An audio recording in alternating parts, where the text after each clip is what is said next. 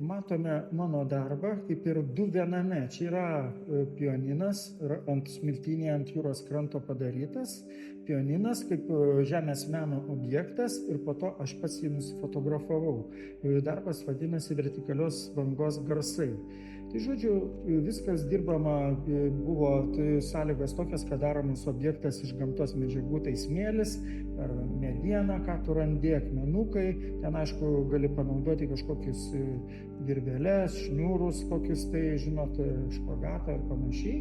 Ir va, būtent jis iš to sukurtas jūros krante. Žinoma, jis jau kitą dieną per naktį matyt bangos pakyla, nuplauna, jo kaip ir nelieka. Man jau yra tekę dalyvauti keletoje projektų ir čia 10 metais buvo paskutinis tas projektas, kiek aš žinau, po to nebuvo. Tai va, būtent ir va, tas to pasekoja, tas gimė toks, mūsų šiauliečių tikrai ten daug dalyvavo tada tuo metu. Toks buvo desantas nemažas, buvom pakviesti. Tai va, ir gimė šitas toks darbas, kaip pianino toks garsų, sakykime, muzikos. Čia lyg ir vaizduojama kaip ir klaviatūra tokia skęstanti vandenyje, o ten čia tos vertikalios bangos, vadinkim, galima taip įsivaizduoti.